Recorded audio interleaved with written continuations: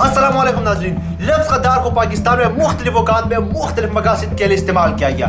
آج میں آپ لوگوں کو بتاؤں گا غداروں کی 2 کہانیاں. 23 مارچ 1940 کو قرارداد پاکستان پیش کرنے والے شہری بنگال مولوی فضل الحق کو ان لوگوں نے غدار قرار دیا. صرف یہی نہیں بلکہ قائد اعظم محمد علی جناح کی بہن فاطمہ جناح کو بھی ایک فوجی ڈکٹیٹر کے خلاف الیکشن لڑنے پر غدار کہا گیا. یہ کہانی یہی نہیں رکتی بلکہ فاطمہ جناح کو الیکشن میں سپورٹ کرنے کی جرم میں بادشاہ خان کو غدار کہا گیا. پاکستان کو 1973 جیسا اسلامی آئین دینے والے ذوالفقار علی بھٹو کو بھی غدار کہا گیا. عالم اسلام کی پہلی خاتون پرائم منسٹر بینظیر بھٹو کو بھی غدار کہا گیا. ملک کی 3 دفعہ پرائم منسٹر رہنے والے میاں محمد نواز شریف کو سیکیورٹی ریسک اور غدار جیسے القابات سے نوازا گیا.